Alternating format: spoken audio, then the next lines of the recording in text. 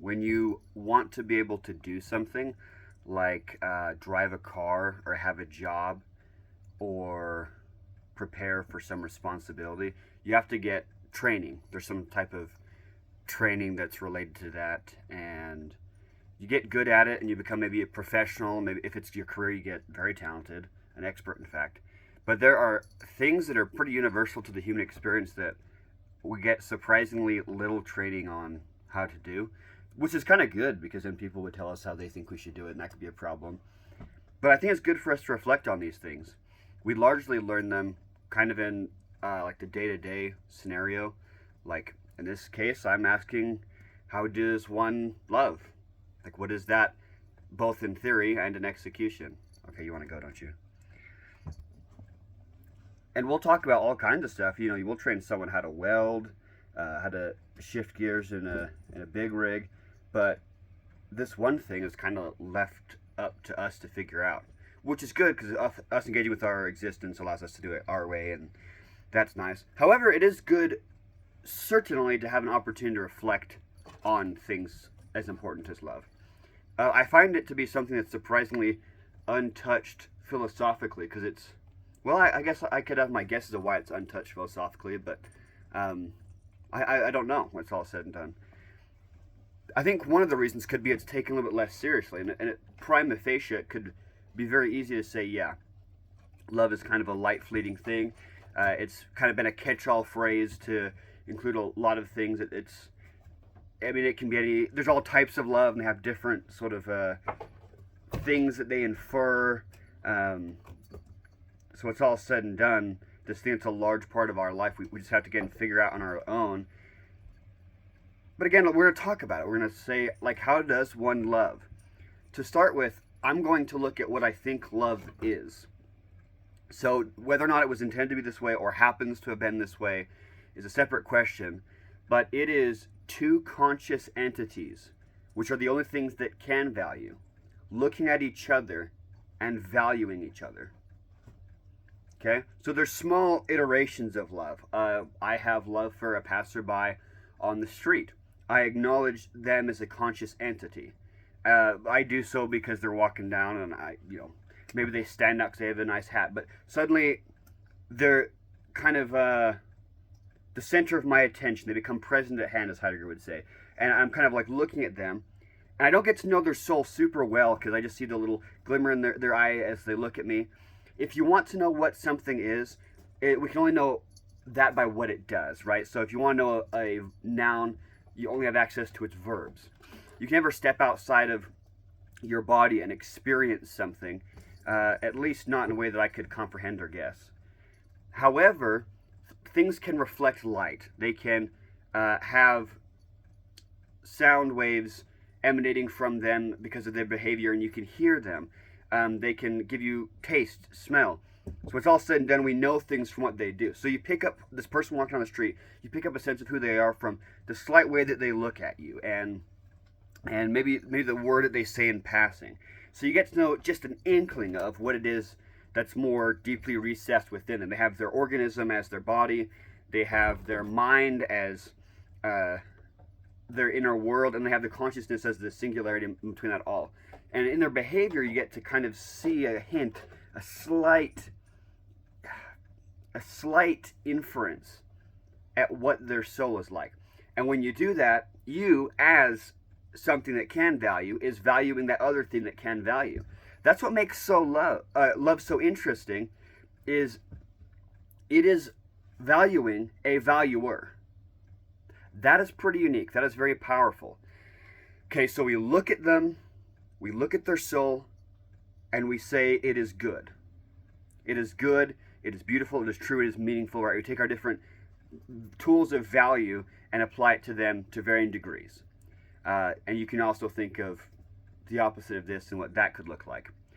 But that's sort of like love as a thing in passing. When there's someone that we have a non-arbitrary degree of legitimate love for, we look at their soul much deeper and we choose not to look away. And for the one being beheld, the one being perceived, How beautiful that is, that someone could look so deeply into your essence and not refuse it. And surely they see that with all of the issues, that the things that could be of low value, and yet they say the net totality of your value as an entity is desirable to them, subjectively preferable. That's powerful. That is a balm of Gilead. That is incredibly healing. And then to be that one that's doing that for somebody else, how beautiful that is. When both of those entities are doing the same thing to each other, they're being cognizant of each other more, again, through their energies, their actions, their verbs. They're picking up a better and better sense of who somebody is. And then they're valuing that person. And they value and say, I prefer this person. I have an affinity for them. Okay? And then from that, we find their values, their ends, their meaning, their goodness, their truth.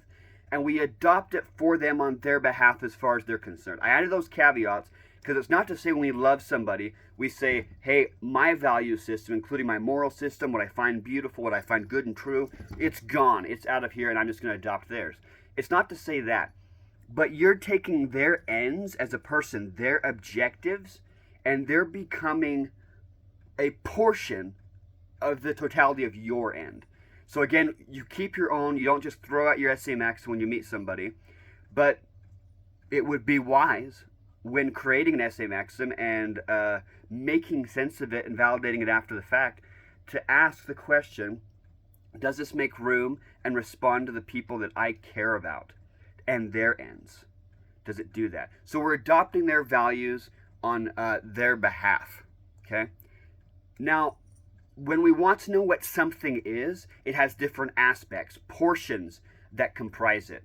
So each of those things is necessary to make up the whole, but combined, each of those things are sufficient to be explanatory for the whole. Okay?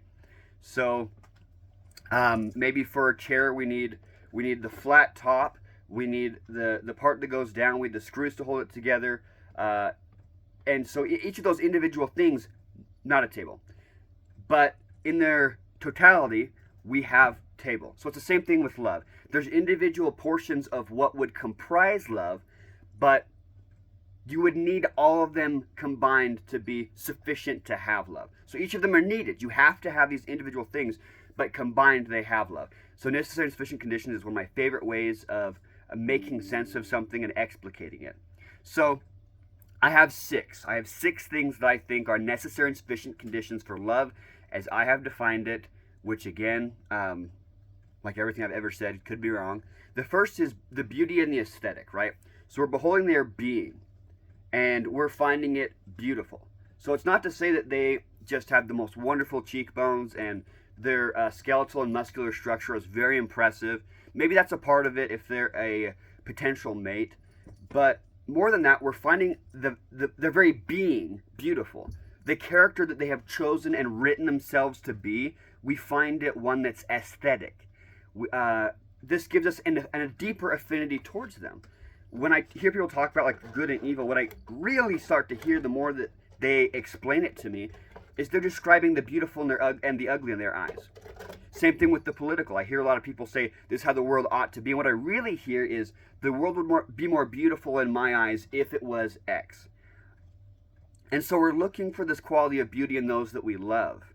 And again, it doesn't have to be one that's super obvious. It could be the beauty of their story. We hear about people who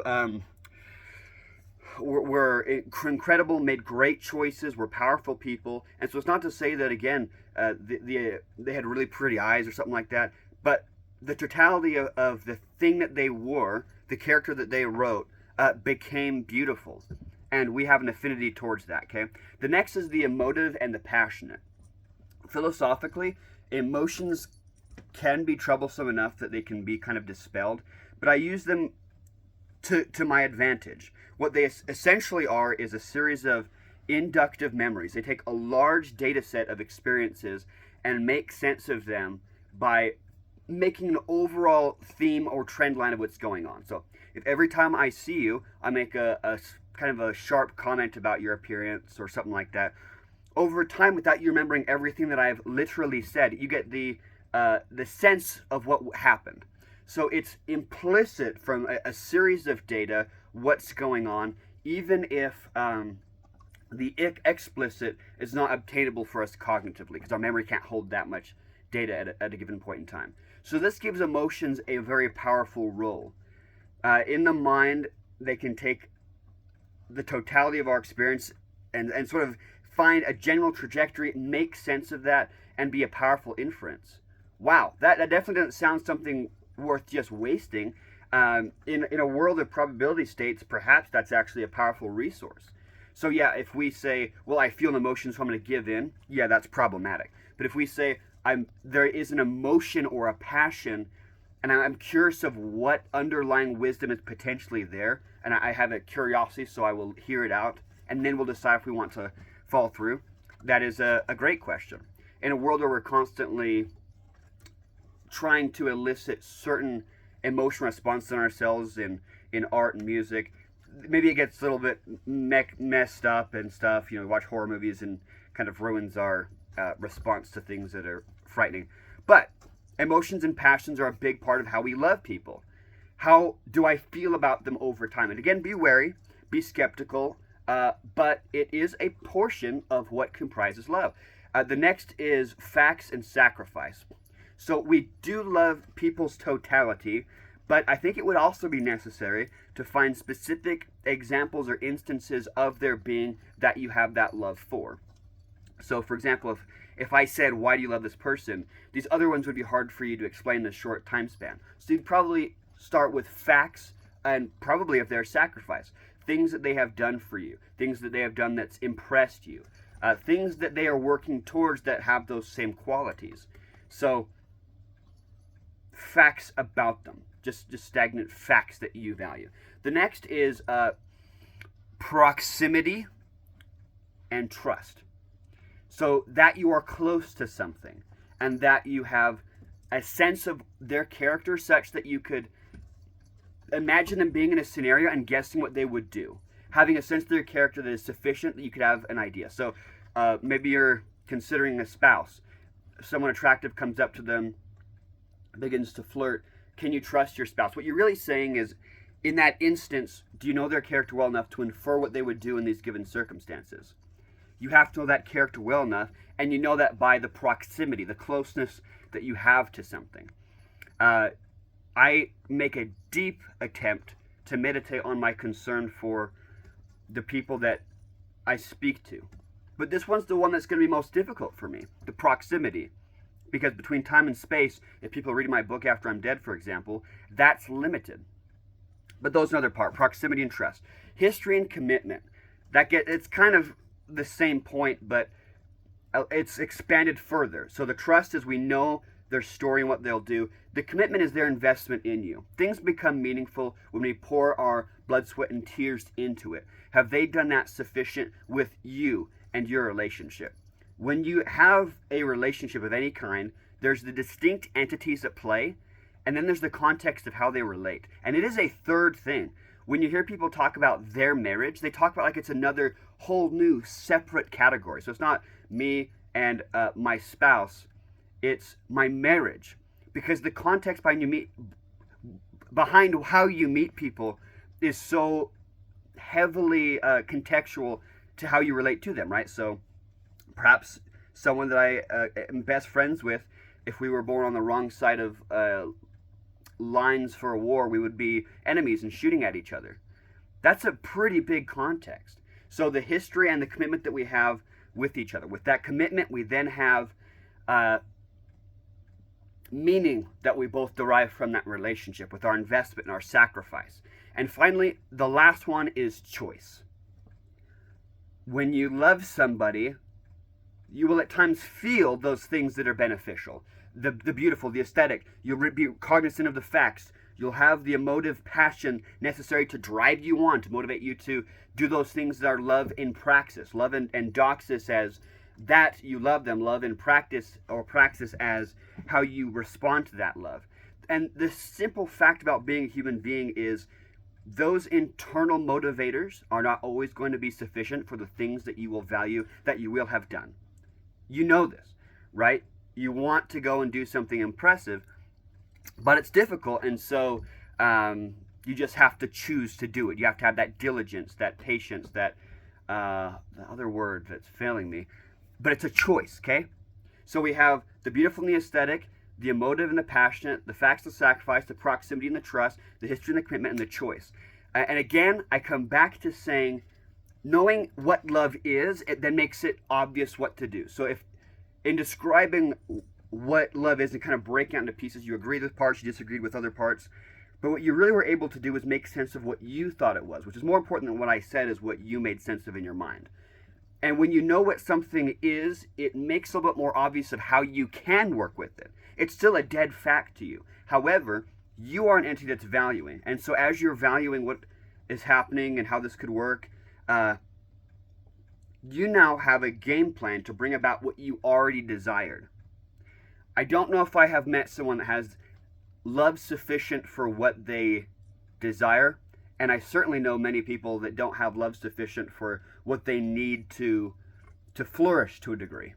What if you, instead of saying, I am personally not the recipient of enough love, what if you asked what love you could bring about to those people around you? And again, love has been a catch-all phrase to mean too many things, and it's become messy.